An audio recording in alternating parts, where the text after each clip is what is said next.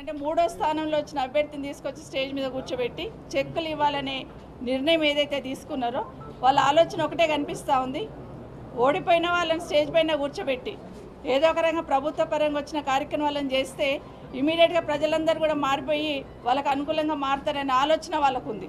కండువా మెడల వాళ్ళ పార్టీ కండువా మెడలు వేసుకొని చెక్కులు పంచుతూ ఉన్నా అది కళ్యాణ లక్ష్మి చెక్ కానివ్వండి, షాది ముబారక్ కానివ్వండి, దేవాదాయానికి సంబంధించిన బోనాల పండుగ చెక్ కానివ్వండి, రైతు బీమా లాంటి కార్యక్రమాలు కానివ్వండి, అవన్నిటికీ ఏదైనా కూడా బీజం వేసింది ఎవరంటే కేసీఆర్ గారని రాష్ట్ర ప్రజలందరూ కూడా తెలుసు. వాటిని అమలు చేస్తున్న సందర్భంలో ప్రోటోకాల్ డివేట్ కావద్దని అడుగుతున్న సందర్భంలో రాష్ట్రంలో జరుగుతున్న దాన్ని మా హక్కులను పరిరక్షించండి అని ఈరోజు స్పీకర్ గారిని కోరడం జరిగింది. ఆశ్చర్యం ఏంటంటే ఎండోమెంట్ ఆఫీసర్ గారు పైన వాళ్ళ డీసీకి ఫోన్ చేసి క్లారిఫికేషన్ అడిగితే కూడా ఓడిపోయిన క్యాండిడేట్ని పిలవాల్సిందే స్టేజ్ మీదకి అని చెప్పి పిలుచుకోవడం జరిగింది. Police officers law and order maintain చేయాల్సిన వాళ్ళు కూడా అడ్జస్ట్ అయిపోండి మేడం అనే కాడికి చెప్పే కాడికి వచ్చారు. ఒక పక్కన ఆయన కూర్చుంటాడు, ఒక పక్కన మీరు కూర్చుంటే అడ్జస్ట్ అయిపోండి మేడం అని చెప్పే కాడికి పోలీస్ ఆఫీసర్స్ వచ్చారంటే ఏం రాజ్యం నడుస్తుంది? మార్పు అంటే ఇదేనా? ప్రజలు ఇదే కోరుకున్నారా అనేది ఒక్కసారి ఆలోచించమని కోరుతా ఉన్నాను. ప్రజాపాలన అంటే ఇదేనా ప్రజాపాలన అనేది దయచేసి ఆలోచించాలి అధికారంలో ఉన్న వాళ్ళందరూ కూడా అని మనవి చేస్తూ ఉన్నాను. ఈరోజు ప్రతిపక్షం శాసనసభ్యులు ఉన్న దగ్గర ఏ విధంగా అయితే ఓడిపోయాలని మీరు స్టేజ్ మీద తీసుకొచ్చి కూర్చోబెడుతున్నారో మీ నియోజకవర్గాలలో కూడా అదే విధంగా మీరు మీ దగ్గర ఓడిపోయిన వాళ్ళని కూడా స్టేజ్ మీద తీసుకొచ్చి కూర్చోబెట్టండి. అదొక సంప్రదాయాన్ని మీరే తీసుకురండి, లేకపోతే చట్టాన్ని తీసుకురండి. ఓడిపోయిన వాళ్ళు కూడా స్టేజ్ మీద ఉండాలి అని మొట్టమొదటిగా మా గౌరవ ముఖ్యమంత్రి రేవంత్ రెడ్డి గారి నియోజకవర్గంలోనే మొదలు పెట్టండి. ఓడిపోయిన వాళ్ళని కూడా నాతో పాటు పక్కన కూర్చోబెట్టుకుంటాను మీరు మొదలు పెడితే డెఫినెట్గా మేము కూడా దాన్ని యాక్సెప్ట్ చేసి ముందుకు తీసుకెళ్తాం. ఇక్కడే కాదు, మొన్న ఈ మధ్య కౌశిక్ రెడ్డి గారు స్కూల్ సంబంధించి ఎంఈఓలను పిలిచి రివ్యూ చేస్తే ఎంఈఓలకి షోకాజ్ నోటీస్ ఇస్తారు డిఈఓ గారు. ఎట్లా పోయినా ఎమ్మెల్యే పిలిస్తే రివ్యూ చేస్తే ఇదెక్కడ సంస్కృతి తీసుకొస్తా ఉన్నారు? ఎమ్మెల్యే గారు స్కూల్ సంబంధించిన విషయాలను రివ్యూ చేస్తుంటే దానికి సంబంధించిన ఆఫీసర్స్ని ఎంఈఓలందరికీ కూడా షోకాజ్ నోటీస్ ఇవ్వడం వల్ల దాన్ని జిల్లా పరిషత్ మీటింగ్లో ప్రశ్నిస్తే ఎమ్మెల్యే గారి మీద కేసు పెట్టడం జరిగింది. కనీసం కేసులు పెడుతున్నప్పుడు స్పీకర్ గారి పర్మిషన్ తీసుకోవాలని కూడా ఆలోచన లేకుండా కేసు రిజిస్టర్ చేయడం జరిగింది. కోవా లక్ష్మి గారు తను ప్రోటోకాల్ పాటించట్లేదని తను కలెక్టర్స్ వాళ్ళని అడిగితే అక్కడ కూడా మమ్మల్ని మా విధులకు ఆటంకం కలిగించని కేసు పెట్టడం జరిగింది. ఇప్పుడే మా గౌరవ డిప్యూటీ స్పీకర్ గారు పద్మారావు గారు వారి నియోజకవర్గంలో ఇప్పుడు చెక్కుల పంపిణీ ఉంది. కరెక్ట్గా ఒక గంట ముందు ఆయనకి ఇన్ఫర్మేషన్ ఇస్తున్నారు, చెక్కుల పంపిణీ ఉంది మీరు వచ్చేయండి. అంటే గతంలో ఏముండిందంటే కనీసం జిల్లాకు ఒక మంత్రి ఉండేవాళ్ళు, ఇప్పుడు జిల్లాకు ఒక ఇన్ఛార్జిని మంత్రిని పెట్టి ప్రతిపక్ష ఎమ్మెల్యేలు ఉన్న కాన్ఫరెన్స్లో ఒక్కొక్కరిని ఇన్ఛార్జీలు పెట్టున్నారు. ఇది ఎక్కడ పోతుంది పాలన అనేది ఒకసారి ఆలోచించమని కోరుతా ఉన్నాను. ఇక్కడే కాదు, మొన్న రాజశేఖర్ రెడ్డి గారు ఆఫీసర్లను పిలిచి కనీసం డ్రైన్ క్లీన్ చేయండి అంటే కూడా క్లీన్ చేయకుండా అక్కడే కూర్చొని ధర్నా చేస్తే ఆయన కూడా కేసు పెట్టే పరిస్థితి తీసుకొచ్చారు.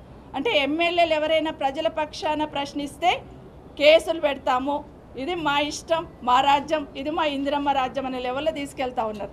ఇది దయచేసి ఆలోచించమని కోరుతా ఉన్నాను. ప్రతిపక్షంలో ఉన్న ప్రభుత్వంలో ఉన్న ఎమ్మెల్యేలకు ఉండే రైట్స్ ఎమ్మెల్యేలకు ఉంటుంది, దాన్ని కాపాడాల్సిన బాధ్యత ప్రభుత్వంలో ఉన్న పెద్దలకు ఉంటుంది, అదేవిధంగా గౌరవ స్పీకర్ గారికి ఉంటుంది. దయచేసి భవిష్యత్తులో ఇవి జరగకుండా చూడమని స్పీకర్ గారిని కూడా కోరడం జరిగింది. ఒక దగ్గర ఎక్కడో ఒక దగ్గర కనీసం స్థానికంగా ఉన్న గౌరవ శాసనసభ్యులు ప్రతిపక్ష శాసనసభ్యుల్ని కనీసం దాన్ని అధికారులు కనీసం అడిగే స్థితిలో కూడా లేకుండా అయిపోయారు. ఉదాహరణకి నా నియోజకవర్గంలో ఒక కార్పొరేషన్లో వన మహోత్సవం పెట్టమని అడిగారు. వన మహోత్సవానికి డేట్ ఇవ్వండి మేడం అని కమిషనర్ గారు అడిగితే ఓకే డే ఆఫ్టర్ టుమారో పెట్టుకుందాం అన్నాను. నెక్స్ట్ డే ఫోన్ చేసి సారీ మేడం ఇన్ఛార్జ్ మినిస్టర్ వస్తారంటే వన మహోత్సవానికి క్యాన్సిల్ చేస్తున్నామంటారు. అంటే చెట్లు పెడితే కూడా ఆ చెట్టు కూడా మాకు ఓటేస్తుందా? కనీసం దానికి కూడా మాకు అర్హత లేదా పోయేదానికి? దానికి కూడా ఇన్ఛార్జ్ మినిస్టర్ రావాలా? ఇది జరుగుతున్న విషయాన్ని మిగతా వాటిలో ప్రోటోకాల్ పాటించడానికి అనుభవం ఉన్న వాళ్ళం, మాకందరికీ తెలిసి ఎవరికి ఎక్కడ గౌరవించాలి, ఎవరిని ఏ విధంగా ఇచ్చేయాలి, ఏ విధంగా నిధులను తీసుకురావాలనేది ఖచ్చితంగా ఆలోచిస్తూ ఉంటాం. గౌరవించి ప్రజాప్రతినిధులను గౌరవించడం అనే సిస్టమ్ ఏదైతే ఉందో దాన్ని దయచేసి కొలాప్స్ చేయొద్దని గౌరవ ముఖ్యమంత్రి గారిని, ప్రభుత్వాన్ని, అదేవిధంగా గౌరవ స్పీకర్ గారు కూడా కోరుతా ఉన్నాను. అందరికీ నమస్కారం. ఈరోజు మన సవితక్క చెప్పినట్టుగా మరి కాంగ్రెస్ పార్టీ అధికారంలోకి వచ్చినప్పటి నుంచి కూడా మరి ఎమ్మెల్యేలకు సంబంధించి మరి ప్రోటోకాల్ ఉల్లంఘన జరుగుతూనే ఉంది.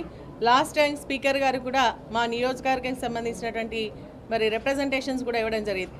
ఇప్పుడు ప్రజాపాలనలో కానీ లేదంటే ఆరోగ్యశ్రీ పథకం లాంచింగ్లో కానీ బస్ లాంచింగ్లో కానీ మేము లేకుండానే ఇన్ఛార్జ్ కాంగ్రెస్ పార్టీ ఇన్ఛార్జ్ ఉన్నటువంటి వాళ్ళు డీసీసీ ప్రెసిడెంట్లు నిల్చొని కార్యక్రమాలు నిర్వహిస్తున్నటువంటి విషయాన్ని గత అసెంబ్లీ సమయంలోనే స్పీకర్గా నోటీస్కి తీసుకొని రావడం జరిగింది. మళ్ళీ ఇప్పుడు అదే కంటిన్యూ అవుతోంది. సర్వసభ్య సమావేశాలు అంటే ఎలక్టెడ్ రిప్రజెంటేటివ్స్ రావాల్సినటువంటి సమావేశాల్లో కూడా వాళ్ళే వచ్చి కార్యక్రమాలు నిర్వహిస్తూ గెలిచినటువంటి ఎమ్మెల్యేకి అక్కడ కనీసం ఇన్ఫర్మేషన్ కూడా ఇవ్వకుండా పోవడం జరుగుతోంది. అదేవిధంగా ప్రతి కార్యక్రమం ప్రభుత్వం చేసేటువంటి ఏ కార్యక్రమం అయినా కూడా మరి వాళ్ళ ఆధ్వర్యంలో స్పెషల్ ఇన్వైటీస్గా వాళ్ళని ఇన్వైట్ చేస్తూ మాకు కనీసం ఇన్ఫర్మేషన్ కూడా ఇవ్వకుండా కార్యక్రమాలు నిర్వహించేటువంటి పరిస్థితి ఈరోజు మరి ప్రతి నియోజకవర్గంలో మరి శాసనసభ్యులు గెలిచినటువంటి వాళ్ళు ఎదుర్కోవడం జరుగుతోంది. మరి ఓడిపోయిన వాళ్ళు సైరన్లు వేసుకొని తిరుగుతూ ఉన్నారు. ప్రతి కార్యక్రమాలకు వాళ్ళు అటెండ్ అవుతూ ఉన్నారు. ఇన్ఛార్జ్ మినిస్టర్గా ఉన్నటువంటి వాళ్ళు ఏంటంటే కనీసం 5 లక్షలు 10 లక్షలకు ఇనాగ్రేషన్ చేసుకునేటువంటి అధికారం కూడా గెలిచినటువంటి ఎమ్మెల్యేలకు ఇవ్వకుండా ప్రతిదీ మాకు ఇన్ఫర్మేషన్ రావాలి అని చెప్పేసి కలెక్టర్స్కి మరి వారు ఆదేశాలు ఇవ్వడం ఇవన్నీ కూడా జరుగుతూ ఉన్నాయి.